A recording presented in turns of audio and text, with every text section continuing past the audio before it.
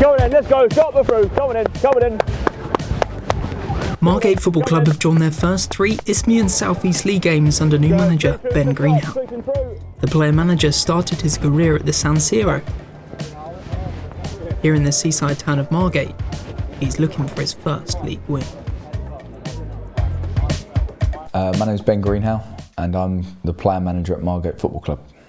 Greenhalgh had an unconventional start to his professional football career. As a teenager, he broke into Welling United's first team aged 16, but it was a Kent FA official who changed his trajectory in senior football. And luckily I broke into the Welling first team and I got my opportunity at 16 years old and trained with them and made my debut for them on my 17th birthday, and that was the sort of route I was going down. I did pre-season with them the following year, and in that pre-season it went really well. I proved myself fitness-wise, and I think that was probably the reason I really got noticed, and that's something that I try and implement with all of the younger players. If you're ever going into a first team pre-season, you've got to be up there. You've got to make sure your name's sort of at the front of the running and things, and I was at the front, and that made me sort of get opportunities, and obviously I still had to prove myself. And I remember our first game pre-season I started against Charlton in front of a packed sort of Parkview Road at Welling, so at 17 years old that was a big thing.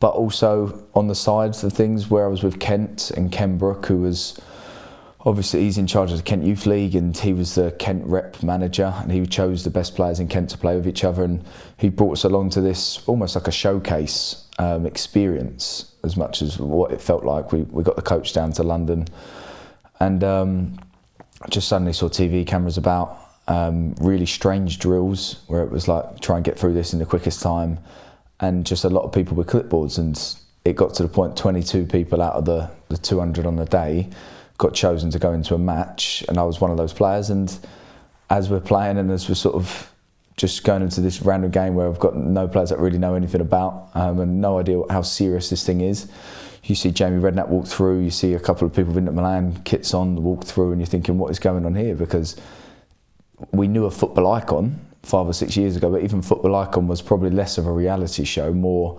focusing on technical ability and things like this rather than actually playing games and what sort of football's next star ended up offering. And then at the end of it, on camera, Jamie Redknapp saying this person's gone through. Very surreal moment, and I think the more surreal moment was that afterwards Jamie Redknapp's given me his phone number, so obviously I'm suddenly thinking, what is going on? It's gone from playing with like the Kent boys having a laugh to Jamie Redknapp saying you're a good player, there's something there. Football's Next Star was a 2010 Sky One reality TV show aimed at finding the next big thing. Across the 7 episodes, Ben was put through his paces and eventually won the competition. The prize? A contract with Italian giants Inter Milan. Pre-season played friendlies for the first team, which was still amazing. Involved in squads, so sort of the travelling squad and things like that. And I think the best thing was training with them on a day-to-day, seeing them prep to play Barcelona, to play Chelsea, and sort of me involved in that session is crazy. Playing with these unbelievable world-class players that are then, like we said, suddenly playing on Tuesday night and on Sky Sports and things like this in the Champions League semi-finals, and also just being part of, when you're getting to the ground, being part of that, being just behind the dugout. I know it's nowhere near as good as being on the dugout or being on the pitch, but still actually being part of that and then being able to be in the changing rooms, absolutely mental when you look back on it, and just learnt so much in that period. But just to experience the success with Inter Milan, I think, is what made it worth its while. I think had it been a case of where Inter Milan have struggled a little bit over in the recent years, had you been a player then, and it's probably not as a memorable thing, and I probably would look back on it and go, I should have got out of there quicker and tried to progress a career in England. But because it was so successful, just being a part of it was amazing, and seeing the going-ons was an absolute privilege, really. The Inter Milan manager at the time was none other than Porto, Chelsea and Real Madrid legend Jose Mourinho. I'm European champion, so I'm not one of the bottle. I think I'm a special one. You felt more than welcome, and he would talk to all of us. You'd sort of be in the corridors, and I even remember when I was at all other sort of football clubs, when I was at Watford and things like this, you don't interact as much with first team managers. But in Italy, especially with the reserves, sometimes we would go and train at first team base. Sort of Monday we might be at the sort of the academy campus, and then Tuesday we'd go and travel to the first team campus and being around it and have lunch with them and things. And I think those days you just be in awe of him. So there definitely wasn't a lack of respect from us or us thinking we weren't getting opportunities. I think there needs to be a realism with it. Mourinho's a serial winner. I know things may have not gone as well for him more recently, but he's a serial winner and he wants to build teams that win. And he would trust a youngster if the youngster's coming in to win. I think that's the bottom line of it. Despite a tough time under a less than friendly academy coach, Greenhalgh did enough to train with the first team and signed a contract extension with the Italian Giants. And I remember sitting in the changing room, and what was quite funny was because he didn't actually have that much power because he was the reserve manager.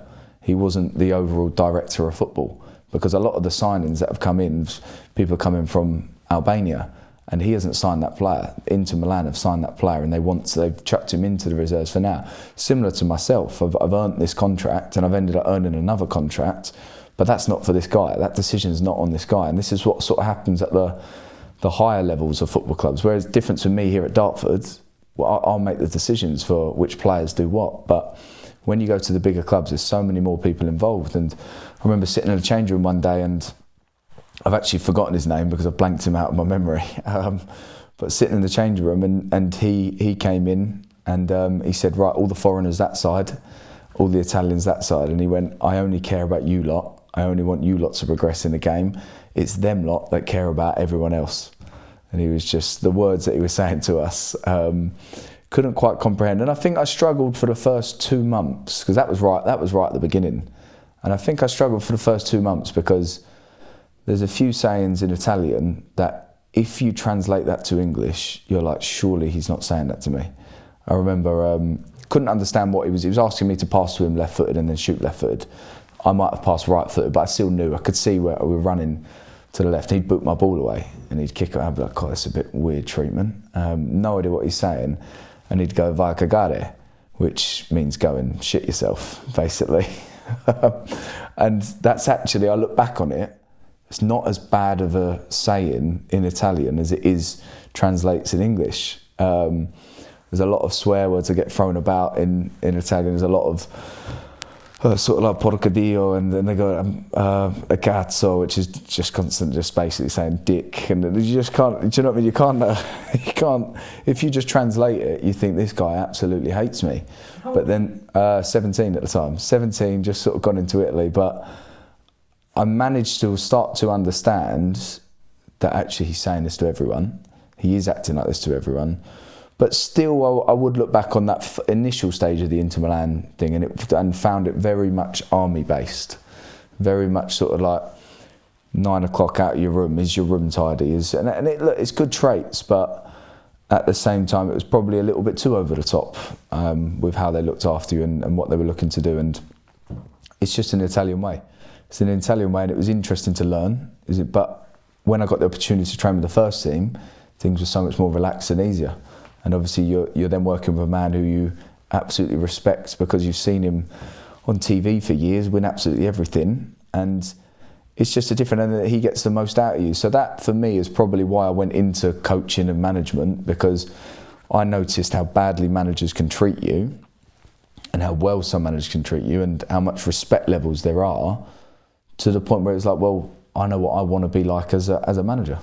Ultimately, the Italian adventure ended after 2011, but not without Greenhalgh picking up a Champions League winner medal for being part of the 2010 winning squad. And I think the one thing that I always find mental is you see all these world-class players, but you forget about the 10, 11 world-class players that aren't even involved. I remember thinking there'd be times when I'd be training with the squad and there's up to 20 players involved in a session, and then you look over there's 12 players, there's charisma, there's some of the best players in the world who aren't even just allowed to come into training. And this is what we always forget about within football, like especially you look at Chelsea right now, imagine seeing the other training picture, what's going on. You just forget about it until you're actually there and you realise there is bad treatment in football, and even the top players, the world-class players, actually experience it as well, not just all of us that sort of have experienced it in non-league and things. It happens at all levels. It was a Margate club legend that brought Ben Greenhalgh to East Kent almost a decade after his spell in Italy. Jay Saunders was part of a Margate side that reached the club highest ever finish of 8th in the Conference League. Just like Greenhalgh, Saunders was a left-footed midfielder who formed a lasting bond with Gate supporters. 25 years ago, Margate FC was a club on a high, with 2 promotions in 3 seasons culminating in a spot in the Conference League, one step below league football. At the helm was Chris Kinnear, who would go on to be the Gate's second longest serving manager. Blues fans will forever remember beating Stevenage 2-1 to temporarily go top of the non-league pyramid. Fast forward to September 10th, 2024, and Margate are a team looking to bounce back from relegation to a league 3 divisions below that peak era. Ben Greenhalgh started the ill-fated 2023-24 season as a joint manager with Reece Prestige, before stepping back into a player coach role. In December, with Margate on a 7-game run without a win, the board decided to replace Prestige with former Gills boss and FA Trophy winner Mark Stimson. His appointment was initially met with optimism, but the new gaffer failed to record a victory for 3 months. In fact, Margate were in danger of equalling a club record for the number of games without a win when they took on Canvey Island at Hartstown Park. Fortunately, Greenhalgh stepped up to score a hat-trick to end the 19-game winless streak. But it took a further 6 games for the Gate to secure a second victory under Stimson, and relegation seemed all but inevitable. I think we knew it anyway because I've never been involved in something that is a win for that long. I don't think anyone has. And like we're saying, you're looking at 20 games without a win, that's outrageous because a league is 42 games. So we're talking such a bad part of the season to not get any points. It's incredible that we didn't get relegated even quicker after that run. Yeah, it was hard. Yeah, definitely. I feel like obviously we were floating in and around the bottom. And although we was losing a lot, the teams below us were also losing a hell of a lot. So we sort of floated around 16th, 17th. And then when you get into the relegation zone, you're like, well, like we need to try and get out of this. And obviously change of management, you know. I think it was tough for the boys. But like you say, it was definitely the hardest period of my non-league career because you're going into every game thinking we're probably going to lose, you know, and as positive as you are and you try and be, you know, when you've lost 10 games on the spin, you're like, Jesus, like you're almost like, I've got a game tomorrow. You know, it is, and people would be lying if they didn't tell you that. But it's probably as bad as it was probably something that could potentially be good for the club. I feel like us going down, obviously I would love to have stayed in the league above because, you know, it's a good league. Margate are a high status. I feel like us going down and obviously getting Ben in as manager, I've definitely seen a change in the club this year in terms of the fan base. The fans haven't been as negative this year. They all love Ben. You know, they all think he's doing such a great job. And ever since I come in, I always felt like Ben was going to be manager. I felt like if it wasn't for his age, he certainly would have been manager probably after Andy Drury left. But, you know, he wanted to still play and he was a key role in that season of us staying up. I think he got 40 goals and assists. Statistics were stupid. And then even last year in a team that got relegated, it was, I think, another 40 odd goal contributions.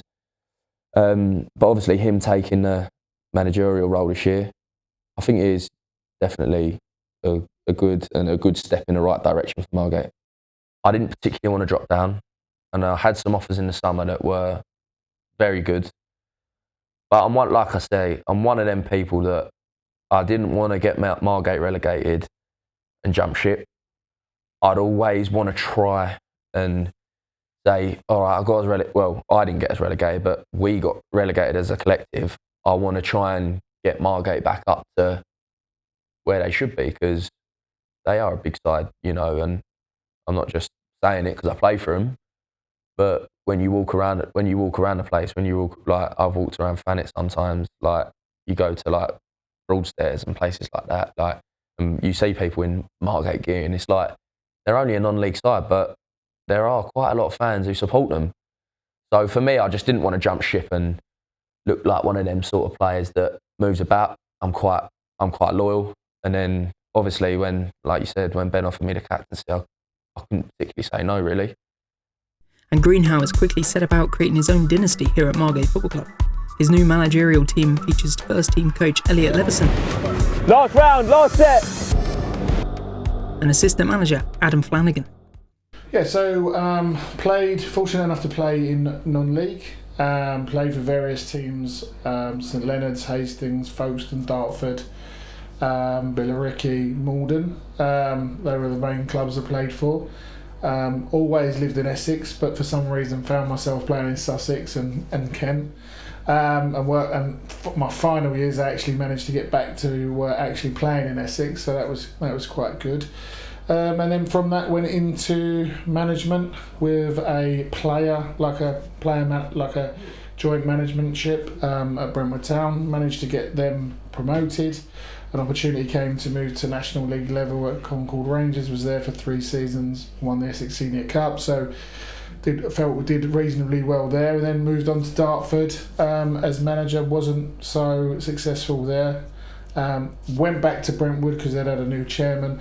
That was all through the COVID years and that didn't pan out probably and conclude the way I would have liked. And then after that, we started becoming assistant manager with an ex-player, Kevin Watson, who I'd been at a few clubs with. Went with him to 2 clubs, Herne Bay and Ashford, and then always kept in contact with Ben. And an opportunity came. Ben rang me and said there's an opportunity at Margate. He wanted to take it over as manager. Would I come and assist with him? And I said I would, and that's how I'm here today. Going into the deal fixture, Margate have picked up 2 FA Cup wins and thrashed Hanworth Villa 5-0 in the FA Trophy, but they are yet to pick up 3 points in the league or secure a victory at their home ground, Hartstown Park.